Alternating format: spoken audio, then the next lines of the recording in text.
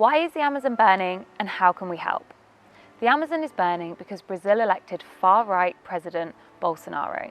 Because even though he is misogynistic, anti-LGBT, racist, and a climate change skeptic, he also promised that he could restore security, end violent crime, and stamp out corruption. Once in power, Bolsonaro encouraged loggers and farmers to clear land by setting thousands of fires across the Brazilian Amazon, and these have now spread far and wide. So far, the fires have released 228 megatons of CO2, and that number is increasing every single day. To put it into perspective, that's more than twice the CO2 that the entire country of Belgium creates in an entire year. And we don't know exactly how that's going to affect our planet, but we know it is not going to be good. Greenland has already lost 12.5 billion tons of ice in one day. At worst, that wasn't predicted to happen until 2070. Predictions for the Arctic are coming true too. The ice caps are melting, the tree line is moving northwards, starving polar bears are wandering into cities, and they've had wildfires burning for more than 3 months. Climate change is going to happen, but if we make drastic changes, we can limit the extent of the crisis. The Amazon fires are the complete opposite of what we need right now, and they're only just beginning. Bolsonaro has already rejected $20 million of international aid because he would rather the Amazon burnt. Cattle ranching is the largest driver of deforestation in every Amazon country. So far, we've lost a quarter of the Amazon to make room for 200 million cows. And these fires are just making room for more. Where there is cattle, soy will follow. Soy crops replace the pasture and push the cattle farmers deeper into the Amazon. So how can we help? Experts agree that even if we had raised billions of dollars of international aid, money cannot fix this. Even if we put out the fires today, there's nothing to stop Bolsonaro from lighting more tomorrow. And Bolsonaro isn't the enemy here. Even if we got rid of him, there's nothing to stop another far-right president replacing him. Capitalism rewards destroying the ecosystem and does nothing to encourage us to protect our planet for future generations. Putting out the fires is not enough. If we're actually going to limit the climate crisis, we have to change the system. So here are 3 steps to help the Amazon fire. Number 1, stop consuming Brazilian beef. That's the easiest thing, anyone can do it. Number 2, stop consuming all meat and dairy.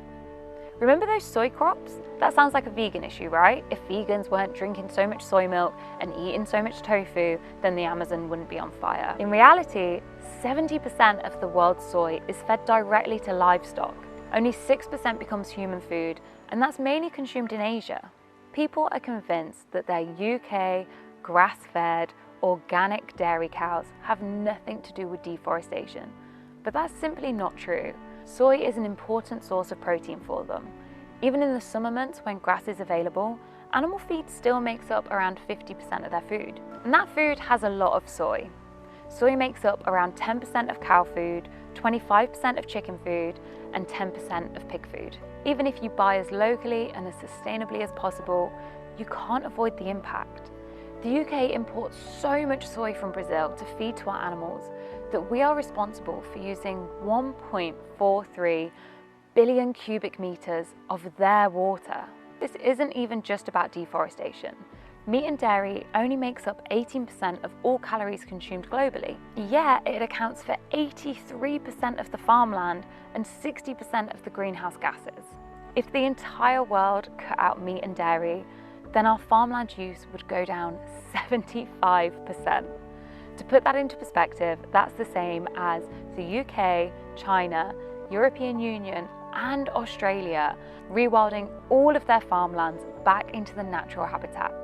All of these resources are being used, and it's not even to make food that is necessary for our survival or even our health. Even the NHS has confirmed that veganism is healthy at every stage of life.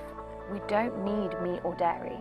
I know people hate hearing it, but if we're going to have any chance of limiting the climate crisis, we have to start taking veganism seriously. Number 3, pay attention to everything that you consume, because everything has a cost. Sure, there's a financial cost, but there's also the resources cost. How much land, air, and water was used to create it, and how many pollutants, CO2, and waste did it create? Our whole society is living so unsustainably, and the worst part is it's not even essential. So much of what we consume is keeping up with fashion, buying into the lie that things can make us happy, can make us popular, or can solve all of our problems. We need to relearn how to live in harmony with our planet and its resources. And that's how we're going to save the Amazon and the planet. If you want to learn more eco-good things, hit subscribe and stick around. Thank you so much for watching. Bye!